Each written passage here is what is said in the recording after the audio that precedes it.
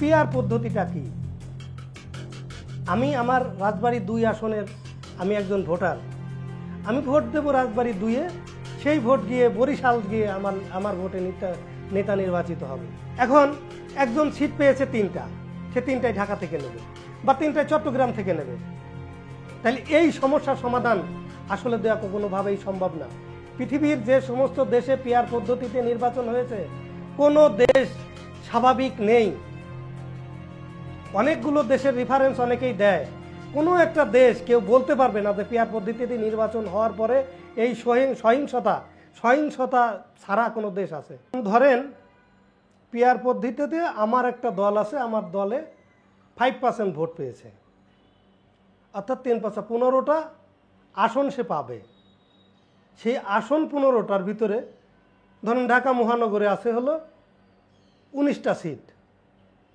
এখন আমি যদি বলি যে এই 19টা সিটের 15টা আমার লাগবে, 15টাই আমাকে দিতে হবে, কেউ দায়িত্ব নিয়ে বলতে পারবে যে আমি এই সমস্যার সমাধান করতে পারবো?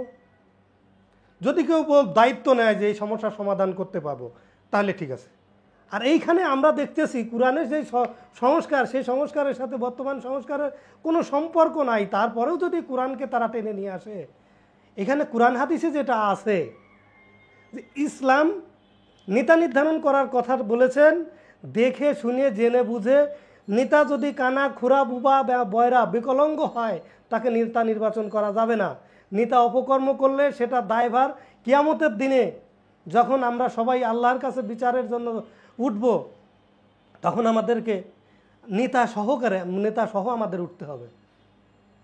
ভোটটা শুধু আমানত নয়, এই ভোটটা আল্লাহ তাআলার দেওয়া একটা জীবন বিধানের মধ্যেও পড়ে।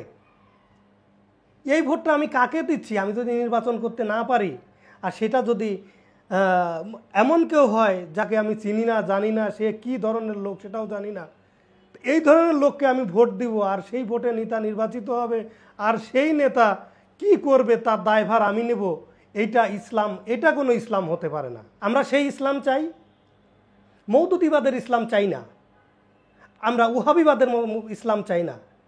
আল্লাহ এবং আল্লাহ রসুলের যে ইসলামের আজানের ধ্বনিতে গৌর গোবিন্দর রাজপ্রসাদ ভেঙে যাবে, যেই ইসলামের নারায়ে তাকবীর আল্লাহু আকবারের ধ্বনিতে ইহুদি মুশরিকরা লেজ গুটিয়ে পালাবে, যে ইসলাম আল্লাহর কাছে দোয়া করলে আল্লাহ বৃষ্টি চাই, আল্লাহ বৃষ্টি দেবে, যে ইসলাম আল্লাহর কাছে দোয়া করলে অতিবৃষ্টি, অনাবৃষ্টি এগুলো থেকে মুক্তি দেবে, আমরা সেই ইসলামে বিশ্বাসী।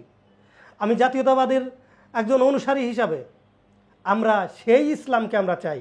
আমরা বিএনপি যারা করি, আমরা হয়তোবা ইসলামী দলের রাজনীতি করি না, কিন্তু আমরা ওই ইসলাম করি যে ইসলাম আজানের ধ্বনিতে রাজপ্রাসাদ ভেঙে যায়।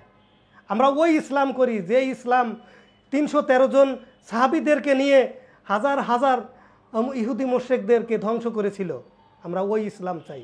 পিআর পদ্ধতি যারা চাচ্ছেন, আমার মতে কুরআন হাদিসের ব্যাখ্যা অনুযায়ী তারা মুসলমান থেকে খারিজ হয়ে গিয়েছেন। আপনারা নতুন করে তওবা করেন, তওবা করে